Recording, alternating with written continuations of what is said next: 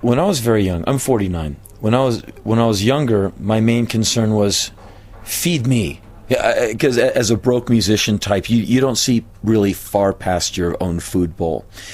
And as an older guy, seeing more of the world, becoming more aware of things as one does when one broadens one's horizons, and also being able to feed myself and keep the rent coming in, it allowed me basically to look around and go, okay, there's other things to do. There's more than just me under the sun. And so I started pursuing ways to help others, raise awareness, and use this tool that I had. I'm on stage. People do listen. I do interviews. People do read them. Then the internet comes. People do come to my site, etc., etc. Well, you can do something really good with that. You can be all me, and you can look good, or you can really shine a light on things. And so why wouldn't you do that? And so people like me, a lot of musician types, quite often you'll notice that band types do quite a bit of raising money for different organizations and stuff. And over the years, the traveling I do, I try to go to Africa once a year. I go to Central Asia, Southeast Asia, the Middle East. I go all over the world by myself, usually with just a camera bag, and I try and meet people and learn about things. And the more of this I see, the more I see that there's work to be done. And in this new century, it's going to be kind and tolerant and very, very strong people who are going to turn things around. Because as we live right now, it is not sustainable. Homo sapiens, the species, will not survive, and neither will the planet. And so better conclusions can be come to. A peaceful means to resolve conflict. The idea that dropping a bomb on someone's head is not a victory or progress in any way.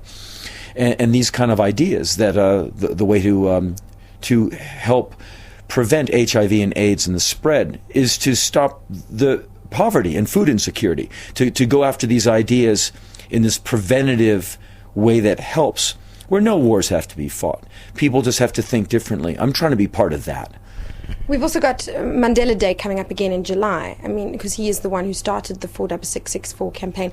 What would you encourage people in their everyday lives who don't have a platform like you, but what would you encourage them to do to be part of this?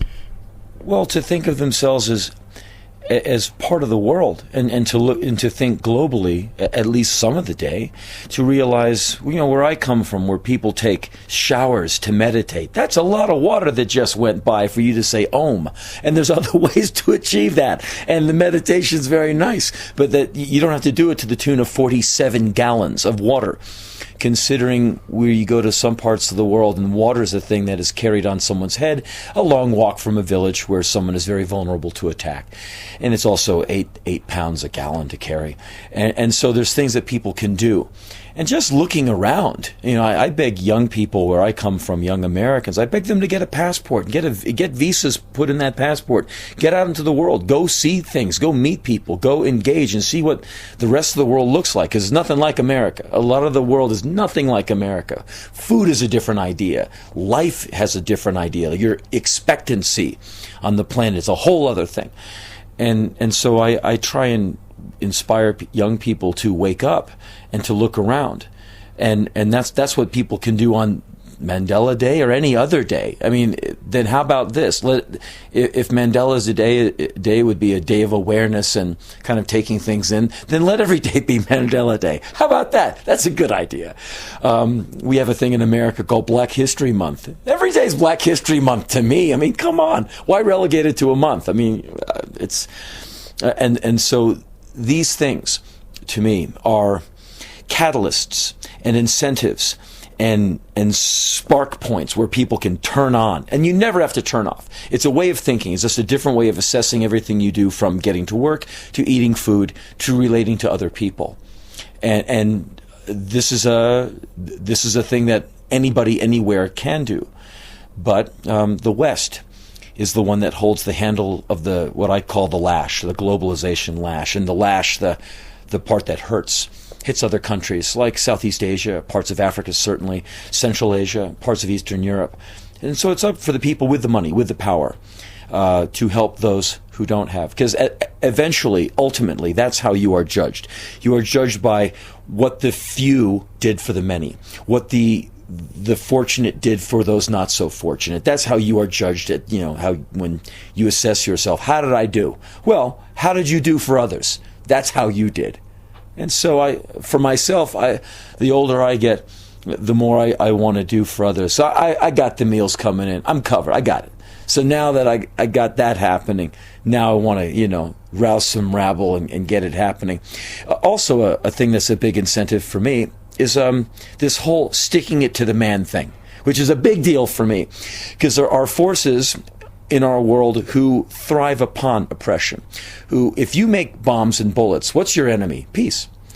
Conflict is how you make your money. Well, we need to see the peace buck. We need to see the peace incentive. And so there are people who, when a disaster befalls a country, they're like, great, now we can get paid. Well, we have to start thinking differently.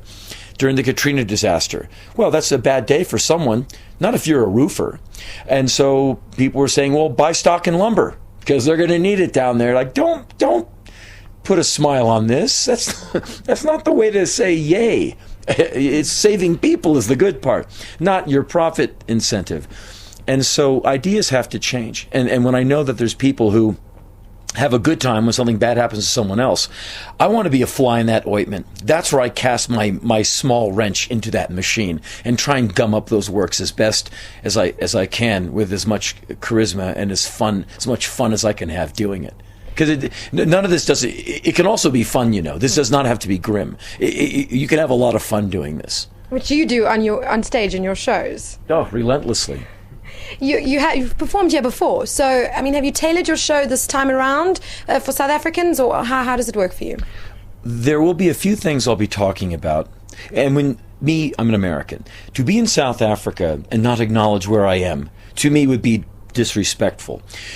To talk about too many things South African as a person who's spent, maybe 10 days of his life in South Africa, would be disingenuous. And that is what I don't want to be regarded as, to be flippant or coming in, hey, here's what's the matter with you. Oh, and I got to go. I don't get to do that. I will not allow myself.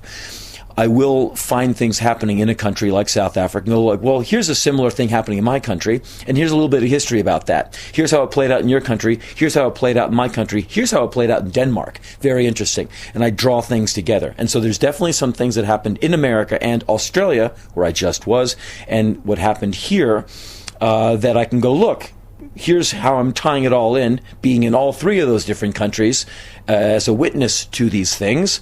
I get to weigh in, and that way I make the show unique. But just to read a few headlines and just kind of come in and be glib or be seen as being so, I wouldn't dare do that to an audience. I expect them to take the microphone away from me and send me to my room. Just lastly, we've got obviously the big World Cup happening. Are you a big soccer fan? Are you planning to come back for that at all? You're going to love this. Absolutely not. I have no interest in sports whatsoever. I hope there's a complete, remarkable absence of crime. I hope South Africa benefits and people come to see the amazing place that is South Africa from all over the world. And it might be the largest influx of people you've ever had for a single event. Great. My hope is that it goes fantastically. As far as sports, I'm kind of the more sensitive, poetic type. Who thrives on humor and witty repartee. Seeing men run 11 miles per game kicking a ball around, I admire it. Looks good on them. I'd rather be elsewhere.